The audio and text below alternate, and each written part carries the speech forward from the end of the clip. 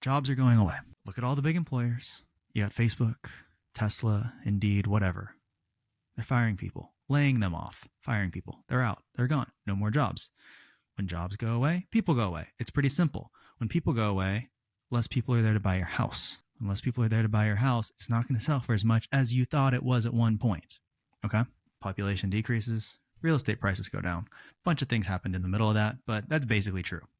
You with me so far? I was just looking at this chart that somebody sent me. I don't go looking for this stuff. People just send me things and then I look at them. And it says credit card debt at a record high. And then there's some fancy numbers on this y-axis, x-axis. I don't even know how to read these charts. And savings rate record low. I can read that part. Savings rate record low, 2.9%. This is as of June 30th. So, okay, 1 quarter old. That's pretty bad, I think.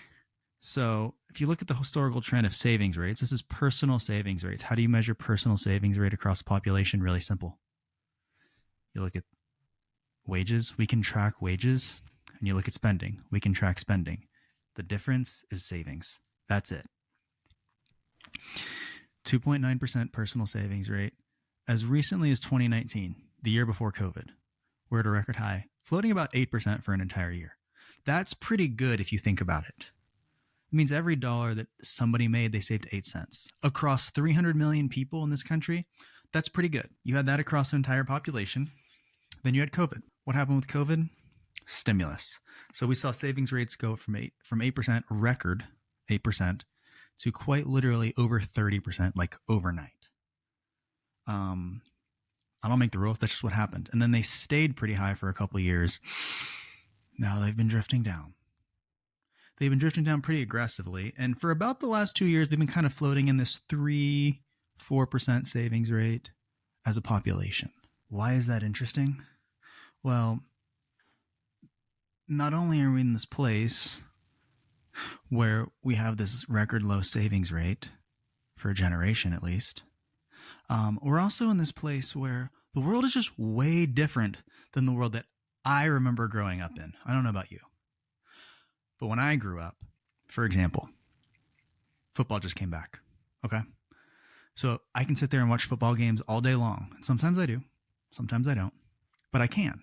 After the football games, I can literally immediately go on the internet and find whatever play, whatever highlight I want to the second, instantly. It's right there.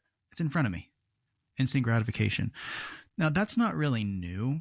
We've known that. That's been around for a while.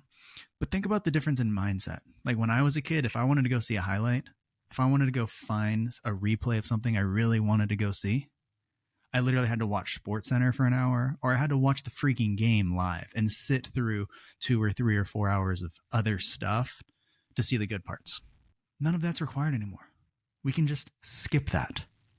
You can skip all the other stuff that comes with what we kind of perceive as the fun, the good part. This instant gratification mindset. You can buy things on credit that you used to not be able to buy. I mean, you can literally go to like a coffee shop and have a $20 ticket and it'll pop up and say, do you want to make this in installment payments over the next 6 months? Can you imagine? Like, take a step back for a second and think about how weird it is that you can buy a sandwich for the next 6 months or whatever. There's no logic to that.